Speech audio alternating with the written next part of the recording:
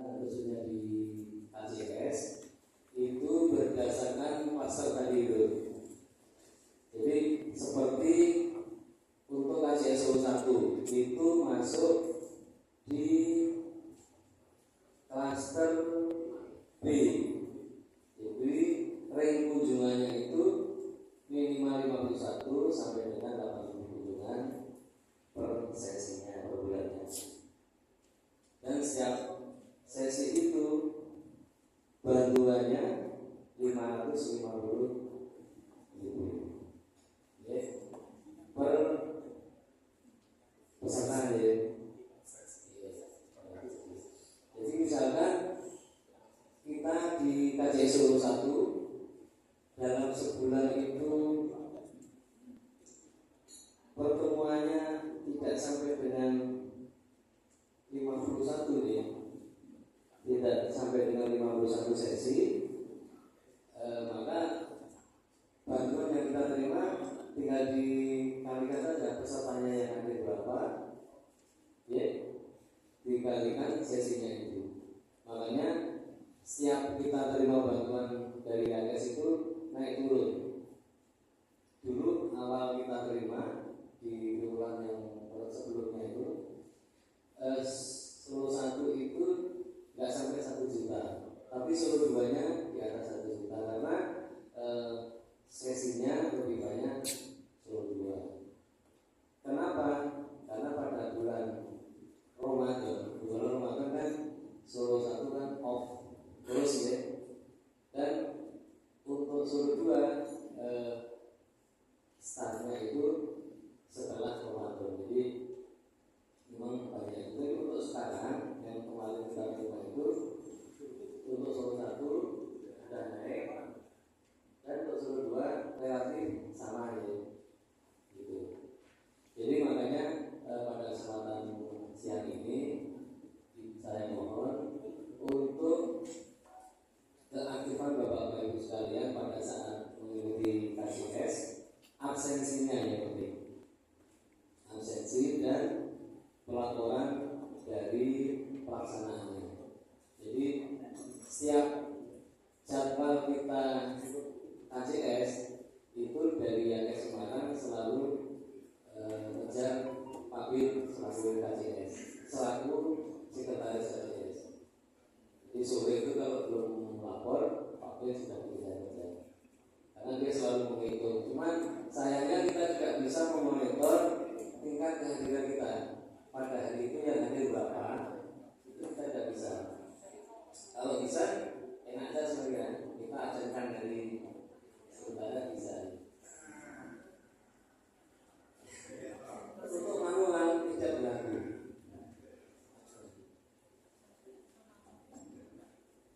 Nah, untuk mengisi nantinya bisa saja nanti. Cuman ada negatifnya. Kalau absensi secara manual dari sekretariat, nanti yang hadir cuma sedikit, kan mesti absen gitu. Ya kita saling jaga aja.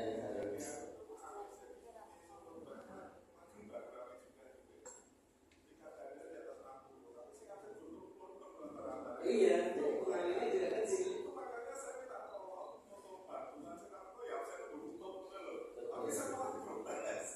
Makanya setiap ada pengumuman senam itu ya, saya selalu mengingatkan yang tidak bisa hadir tetap absensi secara online. Kenapa? Ini adalah untuk kebersamaan kita. Karena untuk penyelenggaraan KCS itu dari KSPC itu setiap bulannya nambah terus bantuannya. Sebetulnya ini harusnya bisa mandiri ya. Kalau kita benar-benar hadir banyak, itu kita bisa mandiri KCS itu. Tapi kita tetap selama belum bisa mandiri, kita selalu mensupportnya. Mungkin itu isi dari PKS yang baru ini. Coba lanjut.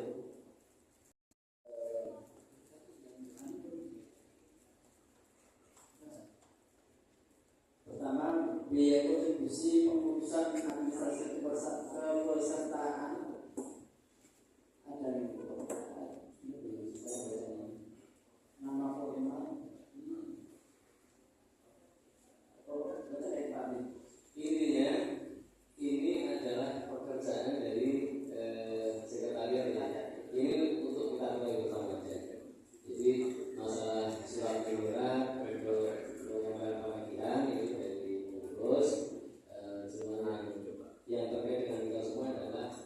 kami lagi pada saat pelaksanaan KCS mohon selalu melakukan absensi online. Mungkin garis besarnya seperti itu Pak Joko Amin.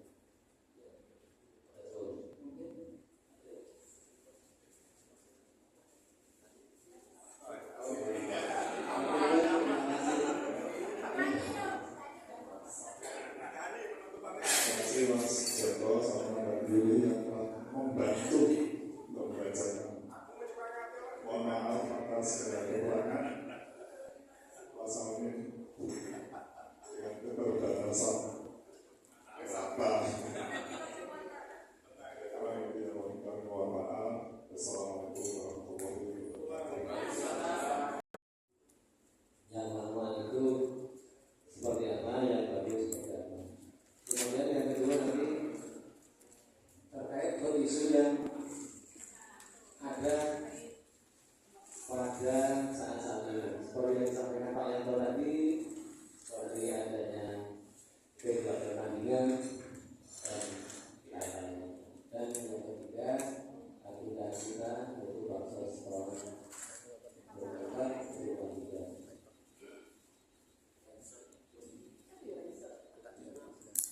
Bapak Ibu, ini sekilas akan saya sampaikan perbedaannya saja deh, perubahan antara adik-adik tahun 2019 dengan tahun 2024. Yang hilang apa, yang baru apa, dan perubahannya seperti apa. Untuk adik-adik tahun 2019 itu anggaran dasarnya ada 14 bab dan 29 pasal. Sedangkan anggaran pertangganya ada 15 bab dan 50 pasal. Saya kira ini kita sudah paham semua dulu ya, karena sudah 5 tahun kita jalani. Dan pada 1 April kemarin kan ada Munas menghasilkan ADART tahun 2024. Di ADART tahun 2024 ini anggaran dasarnya menjadi 15 bab dan 30 pasal. Jadi ada tambahan 1 bab dan 1 pasal. Itu apa? Nanti bisa kita saksikan bersama. Kemudian untuk anggaran rumah tangganya ada 16 bab dan 50 pasal. Jadi ada tambahan 1 bab dan pasalnya tetap 50, tapi isinya beda. 1 pasal itu isinya beda. Adapun penambahan 1 bab dan 1 pasal di ADART tahun 2024 dan penghapusan 1 pasal pada bab 6 pasal 14 itu ada di bab 13, yaitu adanya tim ad hoc kode etik. Jadi nambahnya 1 bab itu tim ad hoc kode etik, 1 pasalnya itu di pasal 26. Untuk tim ad hoc ini itu beradanya hanya di tingkat pusat, di tingkat cabang tidak ada. Nah itu isi tim ad hoc itu yaitu untuk pasal 26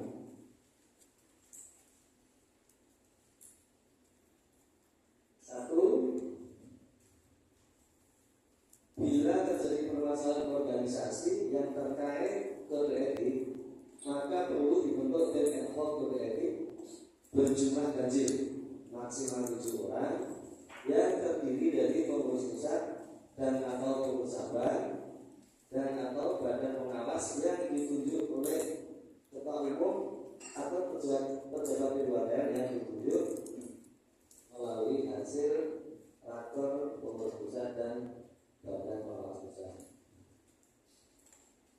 Ini mengakomodir kejadian pada tahun kemarin sih yang kegiatan di P2T itu kan belum ada dicantumkan ke ekonomi. Jadi nanti ini untuk mengantisipasi, misalkan dalam perjalanannya sampai tahun 2028 nanti ada permasalahan di situ, maka tim ad hoc yang keberadaannya di pusat ini akan dibentuk. Untuk apa? Itu di ayat 2 itu, yaitu melaporkan dan merekomendasikan tindak lanjut penyelesaian permasalahan kepada ketua umum atau pejabat P2R yang ditunjuk melalui rapor. Jadi TNI nanti akan merekomendasikan dan melaporkan pada ketua umum. Jadi permasalahan kita diberlakukan karena sudah dirubah kembali ke ADRT yang sebelumnya, itu masa baktinya 4 tahun dan bisa dipilih lagi untuk periode kedua. Di sini dimunculkan di bab 5 tata musyawarah pasal 11 dan pasal 12. Jadi misalkan pada saat muscap di Solo kemarin ya, tahun 2000 kita kemarin 2023 itu kan masih memakai ADRT tahun 2019 ya. Cuman karena ini masa peralihan, kita bisa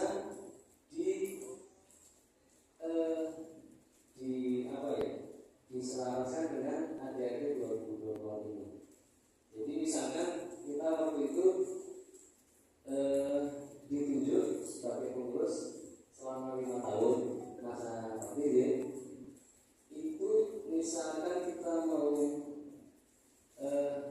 dipilih lagi untuk periode kedua bisa. Cuman karena kemarin kita sudah memasuki periode yang kedua, maka ke depan kita tidak bisa. Ini ADRT ini sudah dilaksanakan untuk PC Magelang, Tegal, dan Kudus. Jadi mereka semuanya produk ADRT 2019, masa pengurusan 5 tahun, cuma karena baru 1 tahun bisa dipilih kembali karena masa berakhirnya setelah ADRT ini dibuangkan. Ini diperkuat dengan surat dari Ketum. Gitu.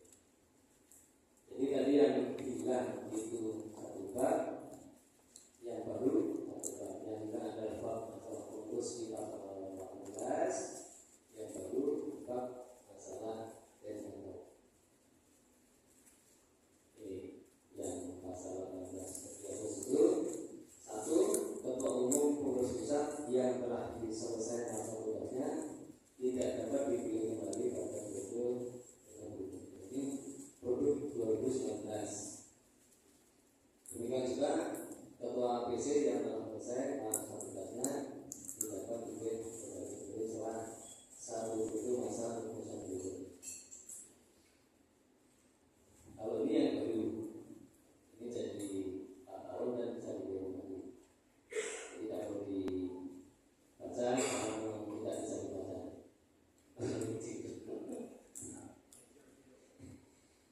Jelas ya? Kemudian untuk keanggotaan, nah ini yang perlu kita ketahui bersama.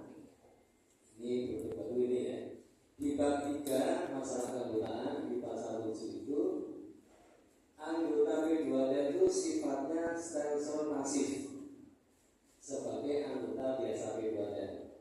Maksudnya di sini adalah kita selaku pensiunan dan normal, ya, itu otomatis menjadi anggota P2T. Jadi stelsel pasif di sini.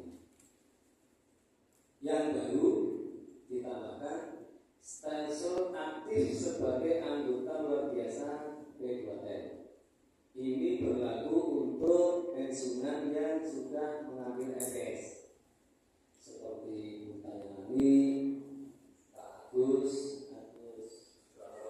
Soeharto, dan mungkin Pak Stefanus Suwito, itu misalkan mau bergabung kita bisa. Jadi tapi dia sifatnya secara aktif, harus mendapatkan berita.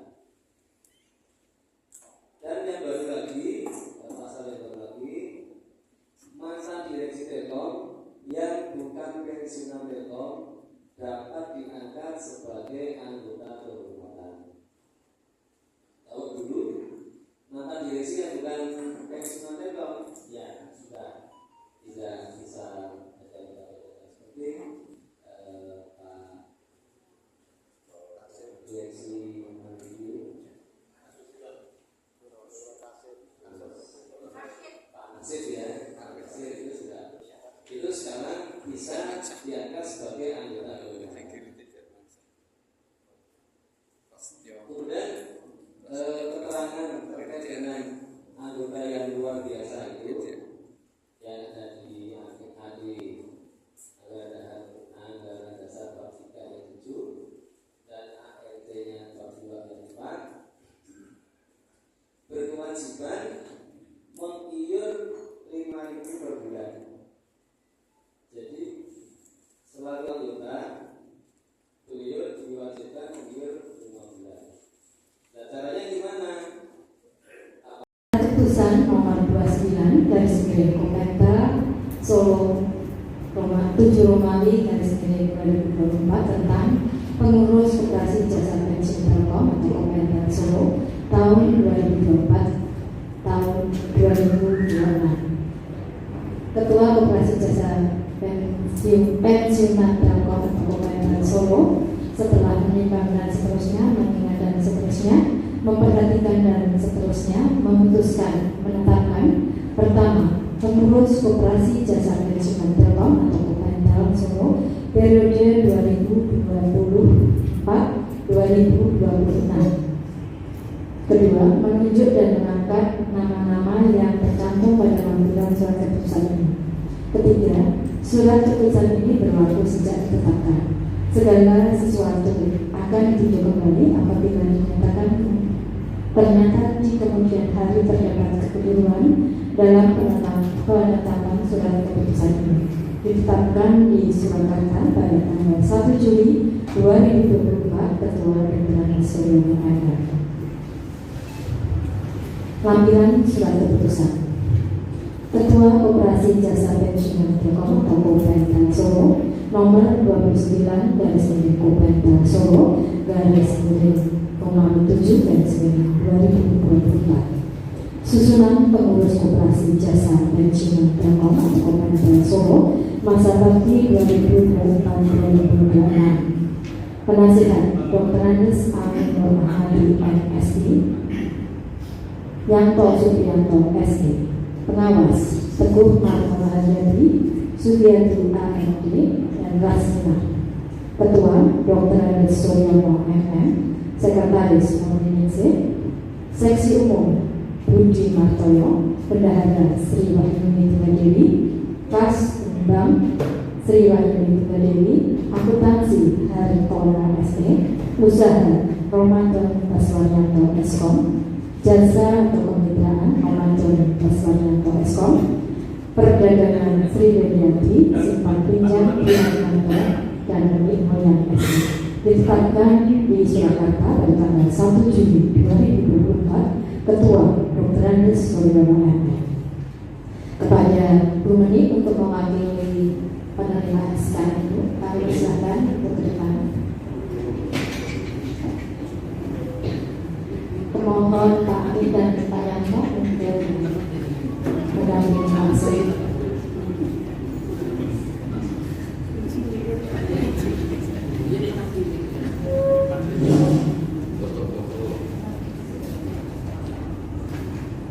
Pak Teguh.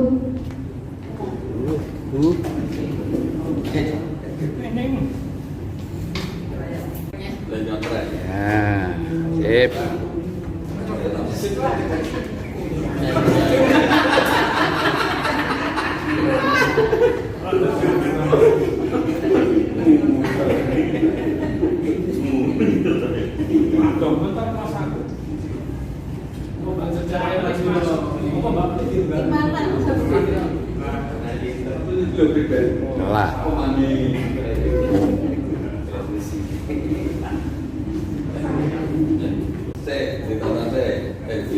Foto dulu. Mas.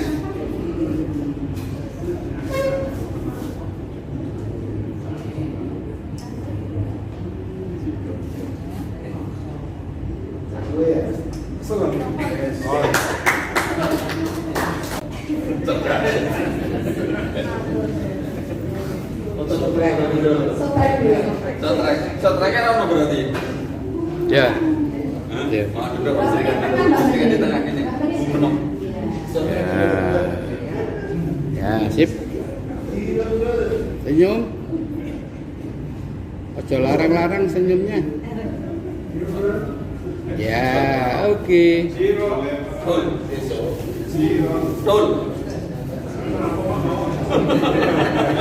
Terima kasih Bapak Presiden. Serta sebenarnya mewakili seluruh kerja. Apabila ada kekurangan atau kekhilafan dalam pelaksanaan ini, mohon dimaafkan. Akhir kata, wabillahi taufiq wal hidayah. Wassalamualaikum warahmatullahi wabarakatuh. Kita lanjutkan dengan foto bersama. Foto bersama. Nyanyi gelang